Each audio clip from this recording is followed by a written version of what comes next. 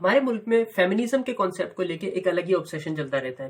جہاں فیمنزم کی بات آتی ہے یہ سمجھا جاتا ہے کہ مردوں کو دیوار سے لگانے کی بات کی جا رہی ہے، یا یہ بھی سمجھا جاتا ہے کہ مردوں سے ان کی نوکریاں، ان کے حقوق چھین کے وہ ٹرانسفر کر دیے جائیں گے خواتین کی طرف، یا یہ بھی سمجھا جاتا ہے کہ فیمنزم کی بات کرنے سے اس قسم کے عورت راج لانے کی بات کی جا رہی ہے جس میں مردوں کو دب کے رہنا ہوگا یا انہیں چیلنجز کا سامنا زیادہ کرنا پڑے گا.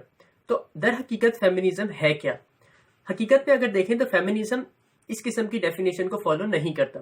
فیمنزم کا مطلب ہے کہ جہاں خواتین اور مردوں کے بیچ میں برابری کا سلوک ہو، برابری کے حقوق دیے جائیں، ان کا جو آپس میں رشتہ ہے، ریلیشن ہے، وہ برابری کا ہو، چاہے وہ پولیٹیکل مسئلہ ہو، اکنامیکل مسئلہ ہو، پرسنل ہو یا سوشل ہو، ہر مسائل میں، ہر پلیٹ فارم پہ انہیں برابری کے حقوق دینا لازم ہے. چاہے وہ نوکریوں کا مسئلہ ہو، ووٹ دینے کا مسئلہ ہو، یا کسی بھی قسم کی بات ہو، کسی بھی قسم کی تبدیلی کی بات ہو، وہاں پر دونوں کے حقوق، دونوں سے برتاؤ برابری کا ہونا چاہیے ہے. اس قسم کے کانسیپٹ کو کہتے ہیں فیمنزم. تو اس فیمنزم کو سمجھنے کے لیے ہمیں کوئی ایک نقطہ سمجھنا ضروری نہیں ہے، ہم اس کی پوری ہسٹری پڑھ سکتے ہیں. ہم جان سکتے ہیں کہ فیمنزم کب شروع ہوا اور کس طرح سے شروع ہوا، کون لوگ تھے جنہوں نے اسے شروع کیا، فیمنزم کا کانسیپٹ کہاں سے پیش آیا، اور کون کون سی اسٹرگل رہی ہیں فیمنزم کے کانسیپٹ کے انڈر میں، کون کون سی اقسام ہے دنیا میں جو کام کر رہی ہیں فیمنزم پہ، پاسٹ میں کون سی اقسام کام کر چکی ہیں اور پریزنٹ میں یہ کس طرح سے کام کر رہی ہیں. فیمنزم کا ایک بہت بڑا کانسیپٹ ہے، بہت بڑا اس کا ایک آئیڈیا ہے جسے پڑھے بغیر، جانے بغیر ہم اسے نہ تو غلط کہہ سکتے ہیں اور نہ ہی اس پہ کوئی شک شبہ ڈال سکتے ہیں، کیونکہ یہ چیز جاننا بہت ضروری ہوتا ہے. کسی بھی چیز کو سمجھنے کے لیے ایک چیز ضروری ہوتی ہے کہ اس کے پیچھے چھپی ہوئی وجوہات کو سمجھے.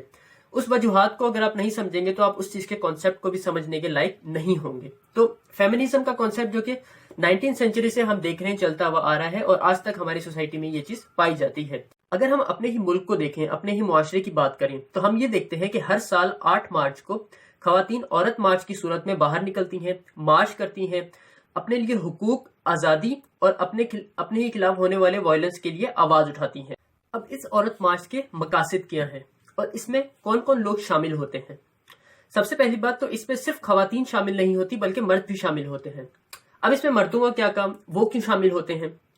اس لیے کیونکہ جہاں پر ہم بات کرتے ہیں فیمنزم کی تو وہاں پر ہم دیکھتے ہیں کہ ہم خواتین اور مردوں کی برابری کی بات کر رہے ہیں. ہم یہ نہیں کہہ رہے کہ ایک اوپر ہو جائے اور دوسرا نیچے ہو جائے، ہم یہ کہہ رہے ہیں کہ خواتین اور مرد دونوں برابر ہوں. اب جب ایکویلٹی کی بات آتی ہے تو ایکویلٹی کا مطلب یہ ہوتا ہے کہ وہاں پر دونوں طرف سے کوآپریشن لازمی ہے. تو اس لیے صرف خواتین ہی اسٹرگل کریں اور اس میں مرد حضرات جو ہے بالکل پیچھے رہیں اور اس میں کوئی بھی اپنا حصہ نہ ڈالیں تو یہ بھی ایک غیر مناسب بات ہے. تو اس لیے آپ یہ دیکھ سکتے ہیں کہ جب بھی اس قسم کا عورت مارچ نکلتا ہے تو اس میں نہ صرف خواتین بلکہ مرد بھی شامل ہوتے ہیں. اب تھوڑا اس چیز پہ دیکھ لیں کہ یہ جو عورت مارچ ہے یہ کیوں نکل رہا ہے، اس کے پیچھے کی کیا وجہ ہے. اب کچھ لوگوں کا تو یہ ماننا ہے کہ یار عورت مارچ نکلنا تو نہیں چاہیے ہے اور ان کے مقصد جو ہے وہ صحیح نہیں ہے. ہر جو حقوق ہے، ان کا حق ہے اور جو بھی پروٹیکشن ہے وہ قانون میں ان کو دی گئی ہے، پاکستان کے قانون نے عورت کو دی گئی ہے وہ پروٹیکشن، اس کا حق بھی دیا ہے، تو کیوں نکلتا ہے یہ مارچ؟ تو ان کے لیے یہ سمجھنا ضروری ہے، بلکہ وہ بھی یہ لوگ یہ جانتے ہیں یہ بات کہ قانون میں کچھ لکھ دینا اور اسے پورا کرنا، ان دونوں میں دن رات کا فرق ہوتا ہے. قانون میں تو بہت چیزیں لکھی ہوتی ہیں، کرپشن بھی کرنا بھی جرم ہے، چوری کرنا بھی جرم ہے، لیکن وہ بھی ہمارے ملک میں ہوتا رہتا ہے.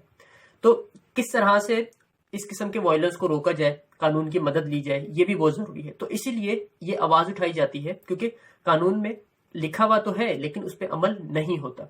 اب تھوڑی ہم یہ دیکھ لیں کہ پاکستان میں کس قسم کے وائلنس ہر سال، کس قسم کے کیسز اگینسٹ دا ویمن پیش آتے ہیں. اگر ہم دیکھیں تو ہمیں یہ پتا چلے گا کہ ہر سال 1000 آنر کلنگ کے کیسز پیش آتے ہیں، رپورٹ ہوتے ہیں پاکستان میں، اور یہ 1000 وہ تعداد ہے جو کہ رپورٹڈ ہے، اور ایسے کیسز جو رپورٹ نہیں ہوتے ہیں اگر ہم ان کو بھی ایڈ کریں تو یہ تعداد 1000 سے بھی بڑھ جاتی ہے. اور اس کے علاوہ ہر سال یوں کہہ لیں کہ 2500 سے 3000 چائلڈ ابیوز کے کیسز ہوتے ہیں، اور اس چائلڈ ابیوز کے کیسز میں بچیاں کتنی شامل ہوتی ہیں یہ بھی دیکھنے کی بات ہے.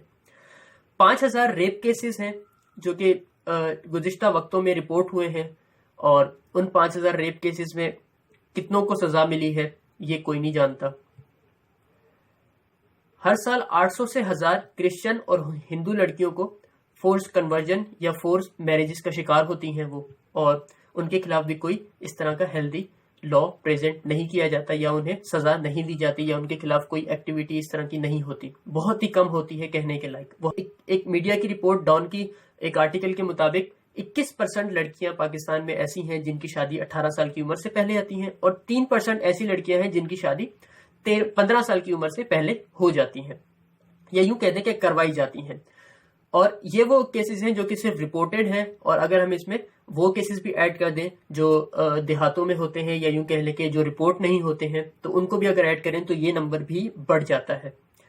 5 million primary school age children جو ہے پاکستان میں وہ آؤٹ آف اسکول ہیں، اور ان 5 ملین کی تعداد میں جو لڑکیوں کی تعداد ہے وہ لڑکوں سے زیادہ ہے۔ اس کے علاوہ میڈیا کی رپورٹ کے مطابق 2011 سے لے کے 2017 تک جتنے بھی ویمن کے خلاف وائلنس کریٹ ہوئے ہیں، رپورٹ ہوئے ہیں، وہ 51,000 ہیں۔ اور یہ وہی بات ہوگی کہ یہ صرف رپورٹڈ ہے اور ان رپورٹڈ بھی ایسے بہت سارے کیسز ہیں۔